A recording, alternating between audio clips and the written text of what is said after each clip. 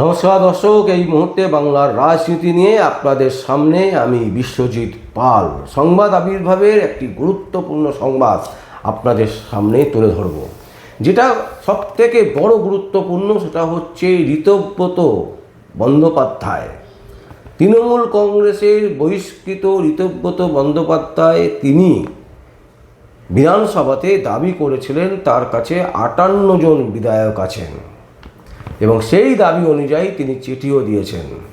কিন্তু আমরা দেখলাম 24 ঘন্টা ঘুরতে না ঘুরতে তার যে বিধায়কের যে লিস্ট, সেই লিস্টের থেকে বহু বিধায়ক তারা মমতা ব্যানার্জির সাথে যোগাযোগ করছেন, মমতা ব্যানার্জির কাছেই ফিরে যেতে চাইছেন। প্রশ্ন হচ্ছে, এই যে রাতারাতি ফিরে যেতে চাইছেন এর মূল কারণটা কি বলতে পারবেন? অনেকে ঋতব্রতকে নিয়ে টিটকিটি করছেন। তারা বলছেন ঋতব্রতকে নাকি মমতা ব্যানার্জি পাঠিয়েছেন। এটা সম্পূর্ণ মিথ্যে এবং ভুল সংবাদ যারা বলছেন। আবার অনেকে বলছেন যে ঋতব্রত নাকি অনেক বেশি আবদার করছেন।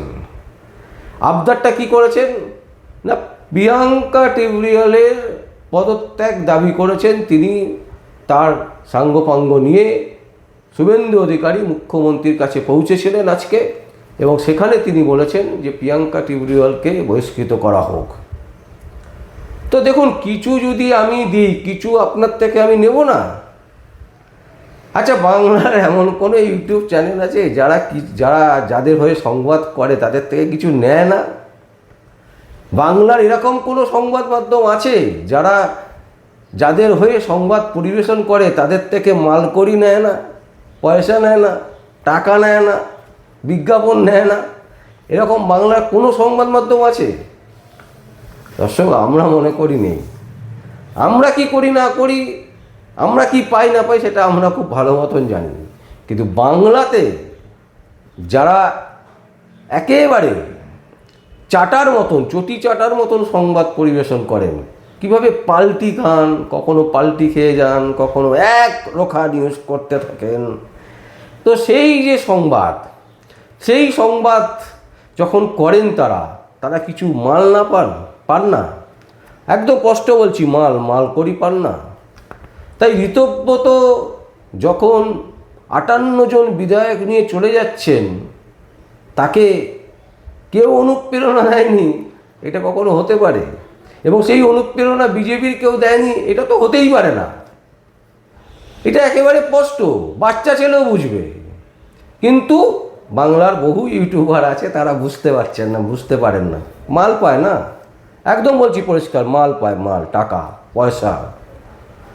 তো যাই হোক, তো ঋতব্রত দাবি করেছেন, সেই দাবির কি করবেন শুভেন্দু অধিকারী জানেন, কারণ শুভেন্দু অধিকারী মুখ্যমন্ত্রী, তার কাছে তারা বলেছেন তাদের দাবি। কারণ যদি কিছু আমি দিই, কিছু আমি নেব, এটাই স্বাভাবিক ব্যাপার। লেনদেন যেখানে থাকবে সেখানে এই জিনিস আসবে, একেবারে স্পষ্ট। কিন্তু আমরা যে জিনিসটা বলার চেষ্টা করছি যেটা হচ্ছে যে ঋতব্রত বন্দ্যোপাধ্যায় তিনি 58 জনের লিস্ট দেখালেন, অথচ সেই 58 জনের থেকে বহু সংখ্যক লোক যারা মমতা ব্যানার্জির কাছে ফিরে আসতে চাইছেন। এই পুরো বিষয়টা তো একটা দিক, কিন্তু তার থেকেও বড় দিক কোথায় জানেন? তার থেকেও বড় দিক হচ্ছে কেন্দ্রীয় বিজেপি, তারা এখন তাকিয়ে আছে বাংলার যে সমস্ত তৃণমূল কংগ্রেসের সাংসদ আছে তাদের দিকে। কারণ সেই সাংসদগুলোকে পেতে হবে। তৃণমূল কংগ্রেসের বিধায়ক তো একটু রিহার্সাল দিয়ে দেখছে, নাটক যেরকম হয় না, নাটকের রিহার্সাল হয়, সেরকম রিহার্সাল দিয়ে দেখছে যে কি হয়। বিধায়করা সব চলে এলো, তারপর আবার চলে যাচ্ছে, ব্যাপারটা ঠিক বুঝে উঠতে হবে। বাংলার রাজনীতির কালচার আর দিল্লির রাজনীতির কালচার অনেক ফারাক আছে। দিল্লির কালচার, ভারতবর্ষের অন্যান্য স্টেটের কালচার হচ্ছে ফেরো কলি মাখো তেল, কিন্তু বাংলাতে ভালোবাসার তাগিদে অনেকে অনেক কাজ করে দেয় যা টাকার বিনিময় করবে না। তো সেই ধরনের জিনিস কিন্তু এখন বঙ্গে যেটা চাইছে বিজেপি, সেটা হচ্ছে যে বঙ্গে যে কজন সাংসদ আছে তার থেকে যদি 20টি বিজেপির দিকে চলে যায়, তাহলে 270-এর কাছাকাছি পৌঁছে যাবে হচ্ছে বিজেপি। চন্দ্রবাবু নাইডুর সাথে বিজেপির সম্পর্ক এই মুহূর্তে ভালো নেই। মহারাষ্ট্রে সিন্ডের শিবসেনার সাথে বিবাদ চলছে, তাই বিজেপি এখন টেনশনে আছে। সেন্ট্রাল বিজেপি, কেন্দ্রীয় বিজেপি এখন টেনশনে আছে এবং সেই টেনশন থেকেই মুক্ত হবার একমাত্র রাস্তা সেটা হচ্ছে বঙ্গ তৃণমূল কংগ্রেসের সাংসদকে যদি কোনোভাবে ভাগিয়ে নিয়ে আসা যায়। এছাড়া কোনো রাস্তা খোলা নেই, কারণ 270-এর যে ম্যাজিক ফিগার, এই ম্যাজিক ফিগার করতে না পারলেই সরকার পড়ে যাবে। যে কারণে গতকাল রাহুল গান্ধী একেবারে স্পষ্টত বলেছেন যে বিজেপির সরকার আর 1 বছর টিকবে কিনা সন্দেহ আছে। আমরা বলতে পারছি না বিজেপি সরকার 1 বছর টিকবে না, 2029 পর্যন্ত যেন তেন প্রকরণ নিয়ে যাবে, তারপর ভোট করবে। 2029-এ কী হবে সেটা পরের ব্যাপার।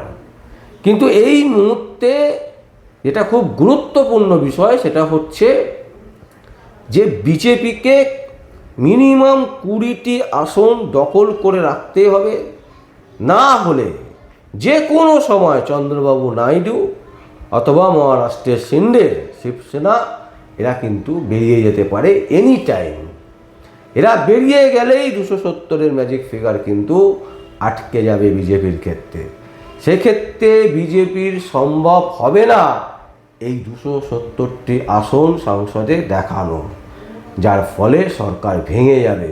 এবং সেই কারণে বঙ্গে শুভেন্দু অধিকারীর হাত দিয়ে কেনাবেচার একটা পরিকল্পনা চলছিল, কিন্তু দেখলো যে যদি গোষ্ঠীদ্বন্দ্ব করিয়ে দিয়ে এমনভাবে ক্রিয়েট করব যাতে সবাই বুঝতে পারে, বাংলার মানুষরা বুঝতে পারে যে এটা তো বিজেপি করছে নিজেদের মধ্যে গোষ্ঠীদ্বন্দ্ব, একবার বলছে চলে যাব, একবার বলছে চলে আসব, এই সমস্ত করে বুঝে নেব যে বঙ্গের তৃণমূলের এই মুহূর্তের পরিস্থিতি কী আছে।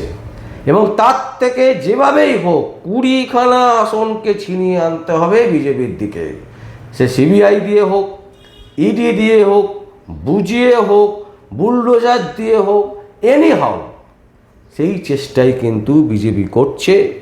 এবং ভরসা পশ্চিমবঙ্গের সাংসদ 2029 পর্যন্ত সরকারকে টিকিয়ে রাখতে গেলে বঙ্গের সাংসদকে দরকার বিজেপির। যদি তা না করতে পারে তাহলে যে কোনো সময় সরকার পড়ে যাবে, এটা একেবারে নিশ্চিত। এবং সেই কারণে শুভেন্দু অধিকারী বাংলার মুখ্যমন্ত্রীকে দিয়ে বিজেপি অনৈতিক খেলা খেলাচ্ছেন, আর বঙ্গের মুখ্যমন্ত্রী শুভেন্দু অধিকারীও তার নিজের মুখ্যমন্ত্রীর পদটাকে ধরে রাখার জন্য তিনি তাদের সাথে হাত মিলিয়েছেন। ঠিক যেভাবে সিঙ্গুর থেকে কারখানা তাড়িয়ে দেওয়ার জন্য মমতা ব্যানার্জিকে একসাথে সহযোগিতা করেছিলেন শুভেন্দু অধিকারী, আজ তিনি বলেন কি যে মমতা ব্যানার্জি যে সিদ্ধান্তটা দিয়েছিল এটা ঐতিহাসিক ভুল। ঠিক সেই রকমই আগামী দিনে বাংলার আরও ক্ষতির পেছনে এই লোকটির অবদান, শুভেন্দু অধিকারীর অবদান সব থেকে বেশি থাকবে, কারণ তিনি বাংলাতে বিজেপিকে আমদানি করলেন। এবং বঙ্গ বিজেপি যেভাবে এখন পরিচালনা করার চেষ্টা করছে, যাকে তাকে ধরে বেঁধে যেভাবেই হোক বিজেপি করতে হবে, এই যে প্রবণতা, এই প্রবণতা কিন্তু ভয়ঙ্কর এবং সেদিকেই কিন্তু এগোচ্ছে। এবং দরকার 20টি আসন, যা পাখির চোখ করে বসে আছে নরেন্দ্র মোদী বাংলার তৃণমূলের সাংসদের ওপর। যদি না পায় তাহলে 2029-এর আগেই শেষ, আর যদি পেয়ে যায় তাহলে 2029 পর্যন্ত টিকে যাবে। দর্শক, আমরা খুব একটা ভুল কিছু বলি না। আমরা এখনো পর্যন্ত যে সমস্ত সংবাদ করেছি যদি দেখেন ভালো করে, তাহলে বুঝতে পারবেন কারোর দালালি বা কারোর চটি চাটা আমাদের পক্ষে সম্ভব নয়। তাই ভিউয়ার্স হোক না হোক আমাদের কিছু যায় আসে না। ভিউয়ার্স হলেও আমরা খুশি, ভিউয়ার্স না হলেও আমাদের খুশি। একটা লোককে যদি আমরা বোঝাতে পারি তাহলেই আমরা সাকসেস। দর্শক, আমরা এই সংবাদ আপনাদের সামনে তুলে ধরলাম। যদি আপনাদের কোনো বক্তব্য থাকে, কোনো কমেন্টস থাকে, অবশ্যই আপনারা কমেন্ট বক্সে কমেন্ট করবেন। আর দেখতে থাকুন পরবর্তী সংবাদ আবির্ভাবে। আমার নাম বিশ্বজিৎ পাল, সংবাদ আবির্ভাবের জন্য।